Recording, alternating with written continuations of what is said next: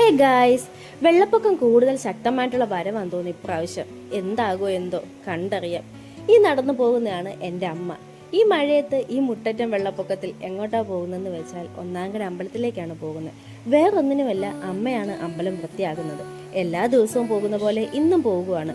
വെള്ളപ്പൊക്കമായതുകൊണ്ട് ഇന്ന് ഞാനും കൂടെ കൂടി. അമ്പലത്തിന്റെ അവസ്ഥയൊന്ന് കണ്ടു നോക്കിയേ, നടക്കാൻ പോലും പറ്റത്തില്ല. അതുപോലെ നല്ല ഒഴുക്കും വെള്ളവുമാണ്.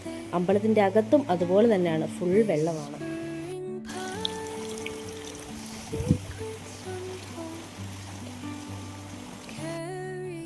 അങ്ങനെ വന്നപ്പോൾ തന്നെ അമ്മയുടെ ജോലിയിലേക്ക് കടന്ന് പാത്രങ്ങളെല്ലാം കഴുകി വെക്കുവാണ്. ഞാൻ അവിടെ അമ്മയ്ക്ക് കൂട്ടിരിക്കുകയാണ്. ഈ കൊടും വെള്ളത്തിൽ എന്തിനാ അമ്മ അമ്പലം തുറക്കുന്നതെന്ന് ഞാൻ ചോദിച്ചപ്പോൾ എനിക്ക് കിട്ടിയ ഉത്തരം, നമ്മൾ ആഹാരം കഴിക്കുന്നില്ലേ, അതുപോലെ അവർക്കും കൊടുക്കണ്ടേന്നാണ്. പിന്നെ ഞാനൊന്നും പറഞ്ഞില്ല. ശുഭം. ഞാൻ ചിന്തിച്ച പോലെ നിങ്ങൾ ആരെങ്കിലും ചിന്തിച്ചോ? ഉണ്ടെങ്കിൽ ഒന്ന് പറയണേ. അങ്ങനെ പെട്ടെന്ന് തന്നെ പാത്രങ്ങളൊക്കെ കഴുകി വൃത്തിയാക്കി അവിടുന്ന് നേരെ വീട്ടിലേക്ക് പോവുകയാണ്. ഇനി വീടിൻ്റെ അവസ്ഥയൊന്ന് നോക്കാം. അങ്ങനെ അടുത്ത നീന്തലും തുടങ്ങി. ഇത് വീട്ടിലേക്കുള്ള വഴിയാണ് കേട്ടോ. രാവിലെ ഇറങ്ങിയ ഉച്ചയാകുമ്പോഴത്തേക്ക് അങ്ങ് എത്തും. അല്ലാതെ എന്തു പറയാൻ, അതുപോലെ നീന്തൽ തന്നെ നീന്തൽ. കുഞ്ഞു കുട്ടികൾക്കൊക്കെ നല്ല സന്തോഷമായിരിക്കും. ഇതെന്താ സംഭവം എന്നായിരിക്കും പുള്ളിക്കാരി ചിന്തിച്ചിരിക്കുന്നത്. നോക്കി, വീടിൻ്റെ മുറ്റത്ത് വരെ വെള്ളമായി.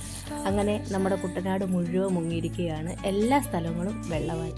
ഇനി കാണാൻ പോകുന്നത് എൻ്റെ വീടിൻ്റെ അകമാണ്. ഞാൻ കാണിച്ചു തരാം വീടിൻ്റെ അകത്തിൻ്റെ അവസ്ഥ. ഇപ്പോൾ ഇതാണ് വീടിൻ്റെ അവസ്ഥ. ഇപ്പോൾ എല്ലാ മുറിയിലും നല്ല വെള്ളമാണ്.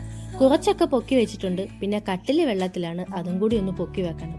എല്ലാ വീട്ടിലെ അവസ്ഥയും ഇതൊക്കെ തന്നെയാണ് കേട്ടോ. എത്ര നേരം എന്ന് പറഞ്ഞാൽ നമ്മൾ വെള്ളത്തിൽ നിൽക്കുന്നത്.